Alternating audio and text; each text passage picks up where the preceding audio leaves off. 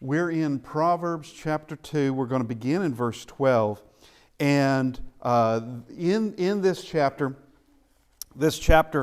starts off with this continuation of the father talking to the son. My son, if you receive my words and treasure my commands within you. Okay, and he is telling him now the value of it, that you will be protected by wisdom. Will protect you. Wisdom will deliver you from very dangerous people.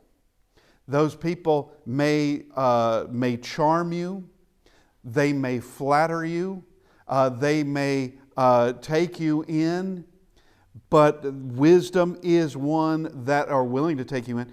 But wisdom is one that will deliver you from those people to where you do not begin down that path. So that you can see this person doing these things. All right, that's not good. That's not good at all. And that you will be able to know it's best not to be around that person.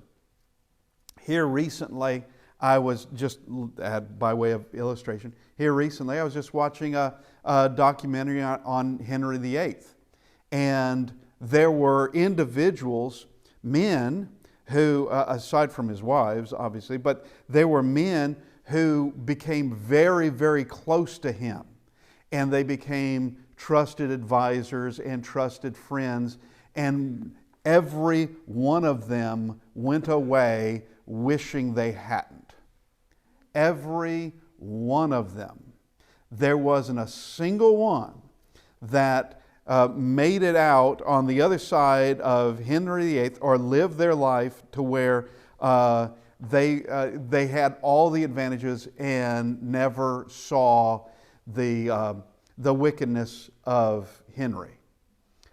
They, one by one, something occurred. And then he turned against them, and then that was it. That was bad news. But this wisdom will keep you away. It will deliver you. And we see these words that are given. Not only can you understand, verse 9, understand righteousness, justice, and equity, but in verse 11, discretion will watch over you. Understanding will guard you. Now we come to verse 12. Verse 12 is describing a set of men or a set of people that are exceptionally wicked. Now, we already had from chapter 1 those that, beginning in verse 10, my son, if sinners entice you, do not consent. If they say, come with us, let us lie in wait to shed blood. In chapter 1, you have the sort that it's murder and theft by way of mob. Murder and theft by way of a large group. We organize, we become powerful, nobody can stop us. All right? This one is different. This is a different group of people, a different group of men. Okay, verse 12. Delivering you from the way of evil, from men of perverted speech. You don't want to be here. And that will be a signal right there. That of perverted speech, that's a signal of you need to part company. You need to keep them at least at an arm's distance. At least. And the more you know, you need to get away from them. But here you can avoid the pitfalls and not fall in with these men. You can do it. Wisdom will deliver you. And here is this next trap that can be set. Those who are from the evil way, from men of perverted speech, now who forsake the paths of uprightness, to walk in the ways of darkness. So we see that they are similar in this respect to those men from chapter 1, beginning in verse 10, I think to verse 19. They are similar in that they forsake the paths of uprightness. They walk in the way of darkness. But look at this, verse 14. Who rejoice in doing evil and delight in the perverseness of evil. They're pleased with new lows. They're not disgusted by it. They don't see it as abhorrent. That what should bring loathing and disgust does not. They delight in something that has gone further and further, more and more twisted, more and more corrupted. And we have these DE words that come to mind. You have degenerate, debauched, depraved, deplorable, decadent. They are all those things, and they love those things. That's what they love. This isn't just about theft as being the motive. This looks like decadence is the motive. Decadence for the sake of it. Decadence for the sake of decadence. And these sins for the sake of sins. Crooked paths for their own sake. That's what it looks like. They delight in it. That is a different goal in mind. Men whose paths are crooked and who are devious in their ways. And you need to understand that. These men cannot be trusted. You don't want to be close to them. And I'm just reminded of someone else, not Henry VIII, but someone more modern. It was a couple where it was said of them, if you happen to be near them, you'll find yourself right next to a tornado. And you'll wish you had never gone in there. You wish that you never were part of their lives, because around them is just this tornado that's going. And there are certain people that wisdom and discretion will guard you. They will deliver you from such a person. To know, it's best to stay away from this. It looks like, I can get honor. They'll honor me. They'll appreciate me. Here's friendship. Here's all this. But it's people that cannot be trusted, and they're just going to take you on their crooked path, is what they're going to do. If they delight in perversity and you're not perverse, they're not going to take delight in you anymore. They'll take delight in corrupting you. They'll take that delight and will love it. But they're in joining in with whatever they're doing, they'll take delight in that. But it's only for a little bit. And such a person you need to stay away from entirely. And with wisdom, you can see this pitfall before you step into it. You'll be able to see it, that this is not the type of person I need to be around. Now we come to the next one. The next enticement, as it were, and this one is also of a different sort, a different variety entirely. So, verse 16, so you will be delivered. So wisdom and discretion, they're going to guard you. They're going to deliver you. You'll be delivered from the forbidden woman and the adulteress with her smooth words. So here's this enticement from the adulteress, and here is these smooth words. Let's go to chapter 5, beginning in verse 3. For the lips of an immoral woman drip honey, and her mouth is smoother than oil. But in the end, she is bitter as wormwood, sharp as a two-edged sword. Now, we can continue in that, but it's okay that we don't at this moment. But here is this adulteress. She has smooth words. Her words are drip honey. And this is, y'all have heard of, it's a common term called a honey trap. And it's where to try to get a man typically into a point when you can blackmail him or you can use something against him. And it's by bringing in someone exactly like this. Someone who's going to flatter him. He's going to think, this is going to be a wonderful thing, and it's not at all. So you'll be delivered from the forbidden woman, from the adulteress with her smooth words.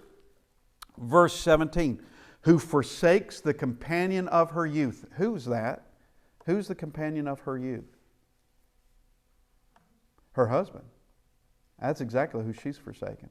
And we come to the next line, and forgets the covenant of her God. What's the covenant of her God in this context? What's that covenant? That's her marriage. Yeah. She's an adulteress, which means she's either currently married or she has been married. All right? That she's an adulteress. That she was committing adultery against her husband. Whether he's still around or not, you don't know. You haven't the foggiest idea. But if she'll forsake him, if she'll forsake God and that covenant of marriage, if she'll forsake the friend of her youth, she'll forsake anybody. And that means nothing to her. She'll forsake anyone. Have you ever heard? It's like a parable or a moral tale of the frog and the scorpion. And it's where you have this scorpion wants to get across a stream or a lake or something like that, goes to the frog and says, "Can you carry me to the other side of this stream?" And the frog says, "No way, you're a scorpion." And the scorpion pleads and says, No, I promise. I'll be very, very grateful. Let me just hop on your back and you take me to the other side. I'll be very grateful. And eventually the frog says, "Okay, fine, get on my back." So the frog takes the scorpion on the other side. Scorpion gets on the other side and stings the frog. Okay, and the frog, before he dies, says, "Why did you do that?" And she said, "I'm a scorpion." What did you think was going to happen? I'm a scorpion. And we are dealing with someone here who is like a scorpion. What do you think she's going to do? You will get hurt. And we're going to see in just a second some things. You will get hurt, but you just don't know how much yet. You don't know how much. It's going to be like spinning a spinner for a game or rolling dice to find out just what do you get away with. Oh, you're going to get away with nothing. Okay, I need to rephrase that. What you're going to be able to walk away with. Or are you going to be able to walk away from this at all? You will get hurt. You just don't know the extent yet. You don't know the extent. You will be hurt. All right, she's forsaken her husband. She forgets her marriage. Now, verse 18. This is what you need to know about her. You need to know about her. For her house sinks down to death, and her paths to the departed. None who go to her come back, nor do they regain the paths of life. You will be hurt. How much? It may be you die in this. That's a possibility. But you will not go away scot-free. You'll not go away without being severely burned one way or another. Let's go to chapter 5 and verse 6. This concerns that immoral woman. All right, from verse 3, the lips of an immoral woman drip honey, and her mouth is smoother than oil. We'll just go to verse 4 and 5. But in the end she is bitter as wormwood, sharp as a two-edged sword. Her feet go down to death, her steps lay hold of hell. Verse 6, lest you ponder her path of life. Notice these last two lines. Her ways are unstable, you do not know them. You don't know them. It's like this beautiful lake, this scenic lake, but you don't know what's under the surface of that water. You don't know what's there. You're taken by the scenery. It's a beautiful place. what's underneath the surface, what lurks down there. You don't know. Her ways are unstable. You don't know them. You don't know what you've got. You have no idea what you're getting close to. And in both instances, we see death involved in this.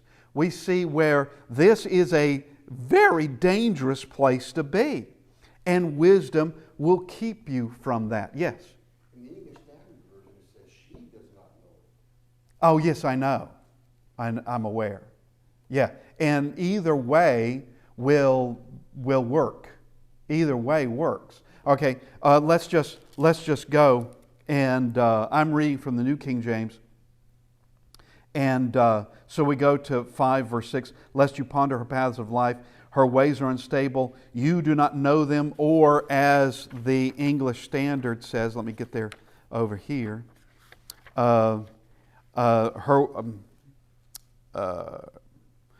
She does not ponder the path of life. Her ways wander. She does not know it. That's the English Standard. Either way will work in this of she doesn't know what she's doing, but I think also it works as well as you have no idea what you've got. You don't know what what you're cuddling up next to. That this cuddly thing has got some teeth and it's got some claws, and it's going to, or this cuddling up to a very large scorpion. How does the adulteress become this way? What occurred for her to learn this way? And first off, I would have to say that it's that lack of wisdom. Lack of wisdom that is there, and just having, I guess, that manipulative way over men, because she can't do that to women, but that manipulative way over men and use them however she wants. And you've heard of women who see a wealthy man and is just immediately attracted to him and to be able to use him. This was a celebrity, well-known celebrity. It was just this basic interview in a basic restaurant. All right, well-known, you would know his name. Well-known, very wealthy. There's no doubt about that. Very wealthy.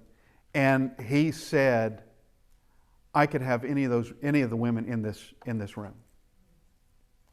And he's probably right. I don't know. I mean, obviously there would be some showing some discretion of, yeah, that would be a very bad idea. But of course I'm showing it from a different angle in this. But a man who was very sure that because he's well known and all that he would just, and phenomenally wealthy, that he would just be a target to such women. He'd be a target there. But concerning the upbringing, I would say just a lack of wisdom. A lack of wisdom. It just wasn't there in their upbringing. Or it could be in certain societies, like you've probably heard in ancient Greek society that you had the prostitutes in the temples, and it was all part of worship in those temples. That you had prostitutes that basically priestesses there, and you grow up in that society, and that's going to twist anybody. And but let's go now to verse 20. And we're continuing with what wisdom will do. Verse 20, so you will walk in the way of the good. Here is the surety of wisdom, and it's also we're going to see the flip side of that. We're going to see the surety of foolishness, because there is a surety of foolishness. It's coming. All right, so you will walk in the way of the good and keep the paths of the righteous, for the upright will inhabit the land, and those with integrity will remain in it. There's the surety. Now here's the surety of fools. But the wicked will be cut off from the land, and the treacherous will be rooted out. That's just as sure. Choose which one you want. Wisdom, folly. Which one do you want? One gives the advantage, gives everything that is good. The other one, it's devoid of anything good. Nothing good is out of you, and all the consequences that come from sin. And they can be very severe. And that's what he's dealing with first with this discourse to his son. He's dealing with some big issues, big ones, of ways that he can be enticed. And it would be a common thing. To this day, it would be common. We can go back to chapter 1, beginning in verse, I think it was verse 10. We've already made mention of it. Yeah, if sinners entice you. You have mobs to this day. Gangs to this day. And they do have an enticement to certain boys. They have an enticement. And where a young man can see this is a better family than the one I'm coming from. They're tighter knit. They're loyal to each other. They are together, and they're not bickering and arguing and doing all these things all the time. That it's a tighter and a more stable, if we could say that, situation than the family where they're from. All right, and so they'll just gravitate to that, and but that's a bad idea. And also, this other one of the ones of perverted speech, the ones who delight in the perverseness of evil, delight in the wickedness of the wicked. They delight in that. All right, that's a different sort, as we made mention, but that too can have its appeal.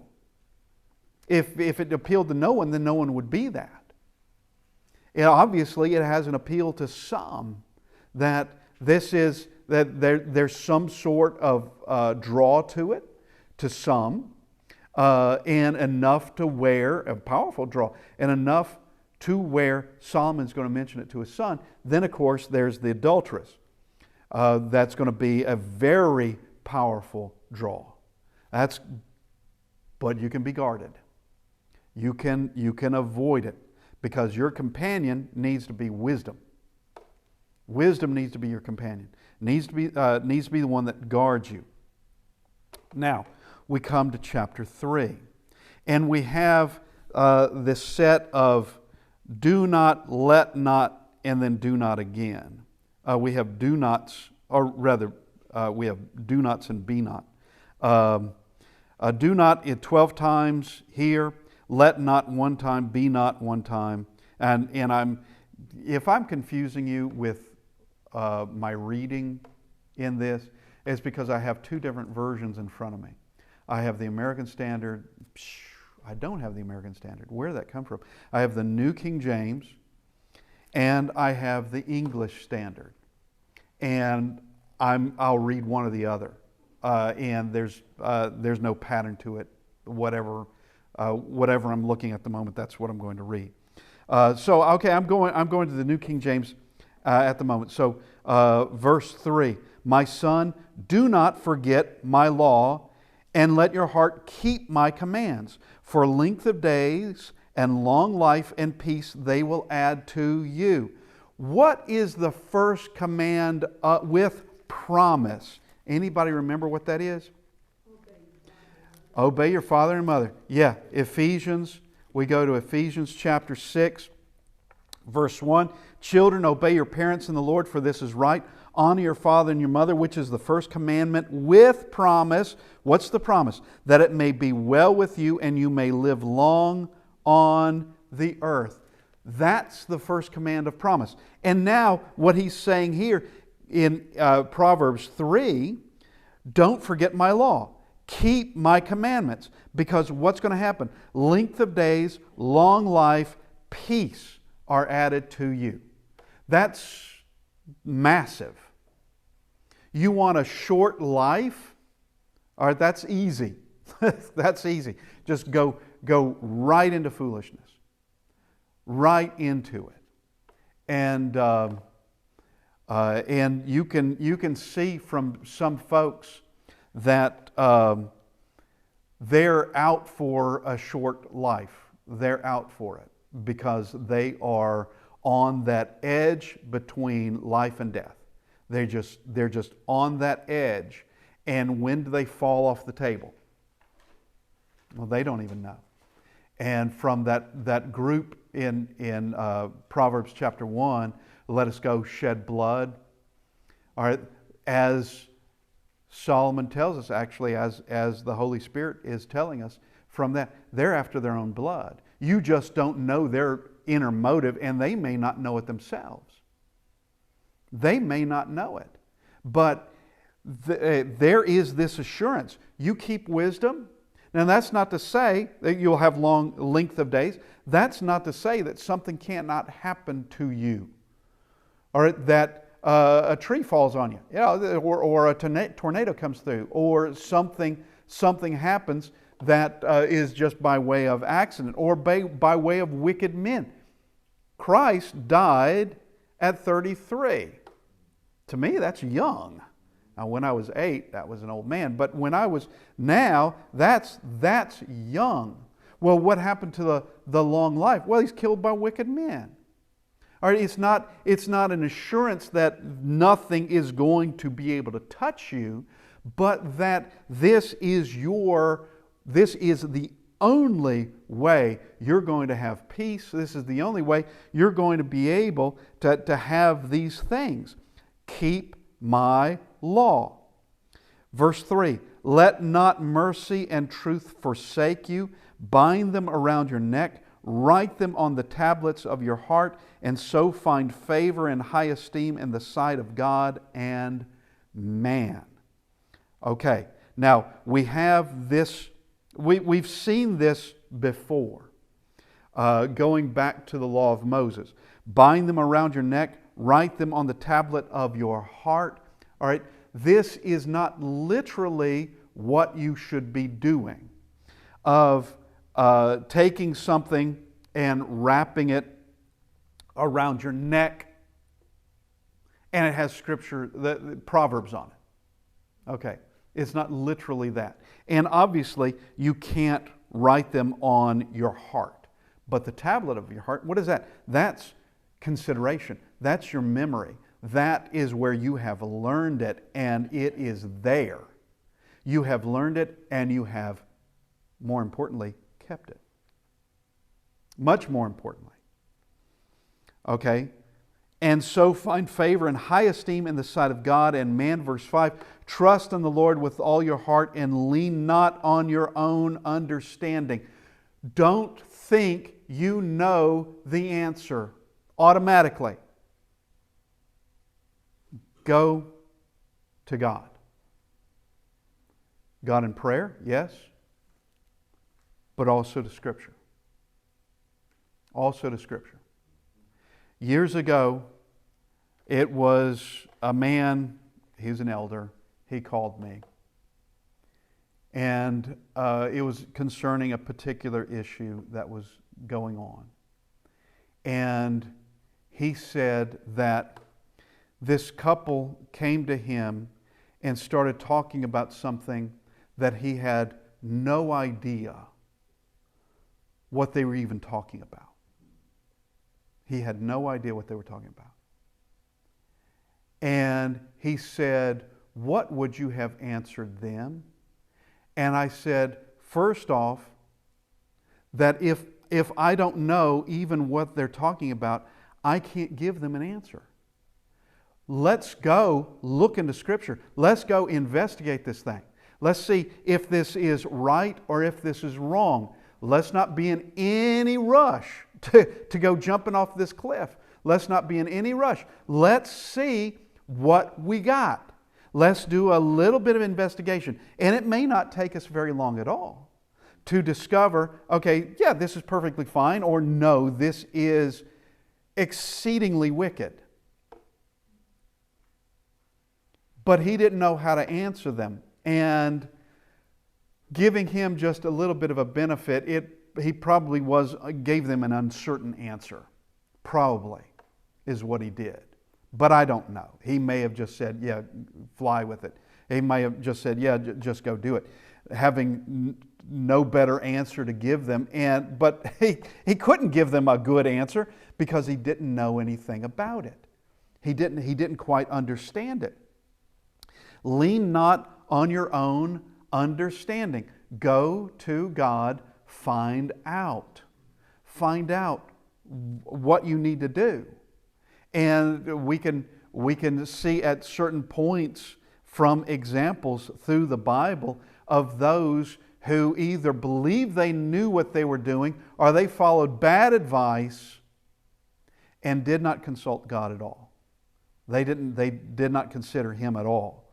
Trust in the Lord with all your heart. Lean not on your own understanding. In all your ways acknowledge Him, and He will direct your paths. So always go to Him and lean on Him, trust in Him. He's going to direct your path. He's going to do it. And you won't have to worry so much. You won't have to worry about any consequence of a sin you did not commit.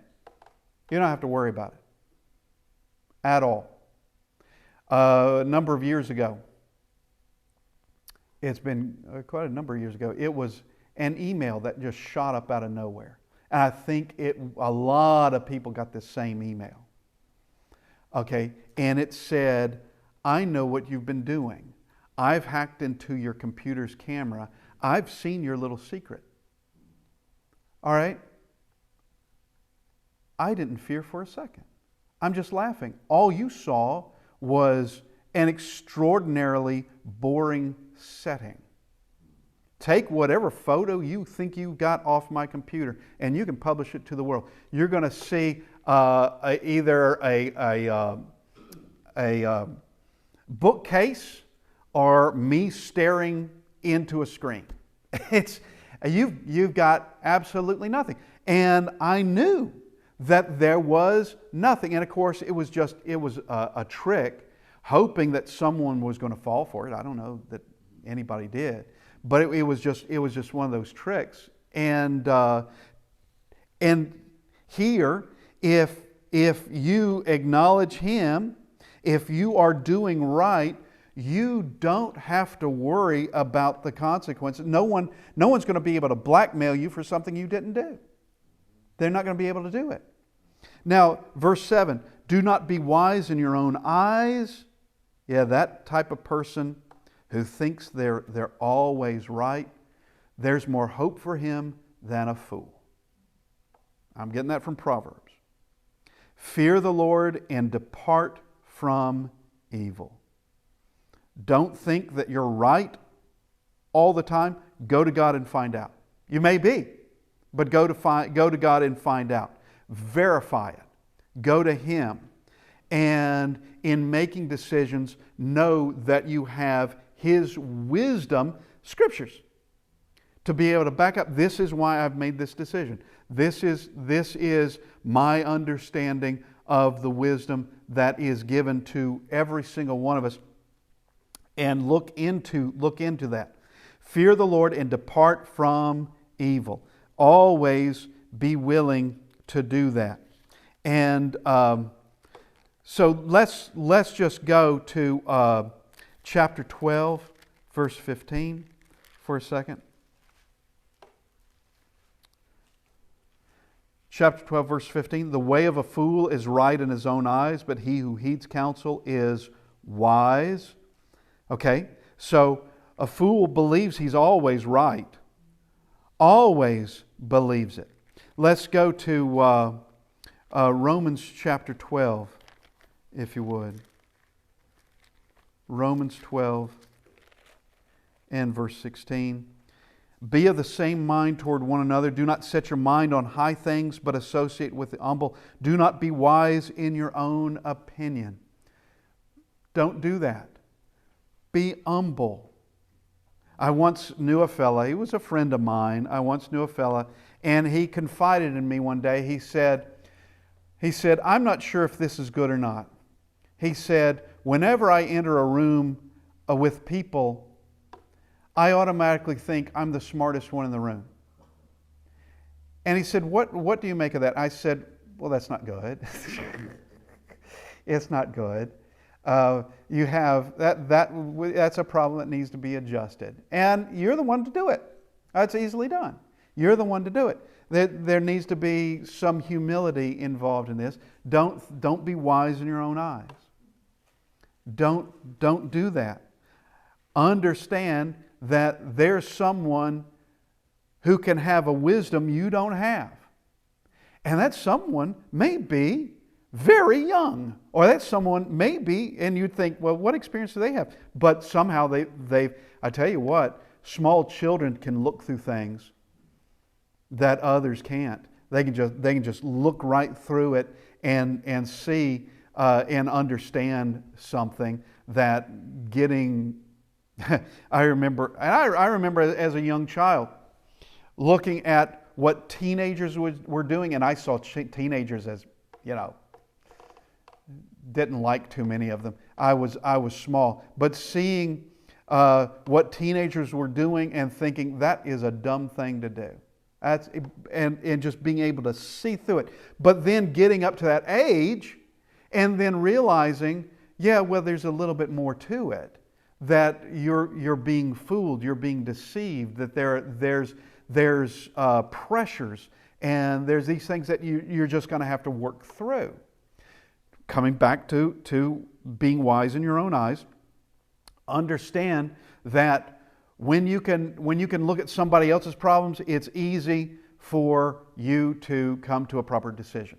But when they're your problems, that's more difficult. That suddenly you're able to justify things that you wouldn't let this other person justify themselves, but you'll justify yourself. I know I have done it, and that you can be fooled into thinking, I'm not really that bad. Well, you shouldn't be, but maybe you've sunk. Maybe you sunk in thinking about where you were in the past as just being not bad, but maybe something has happened. But don't be wise in your own eyes. And of course, we have Romans chapter 1. We've mentioned this before. Romans chapter 1, verse 22. Professing to be wise, they became fools. And of course, in Judges 21-25, ending that book up, you have statements of there was no king in these days. Everyone did what was right in their own eyes. Which, understand, that didn't mean that because it was right in their own eyes, that it was right. You didn't learn from the book of Judges if you come to that conclusion. You did not learn from the book of Judges that there were things throughout the book of Judges that were obviously sinful and God is punishing them. Then they turn, God brings a deliverer, but they were always weaving back and forth, or as is commonly said, that circle of sin.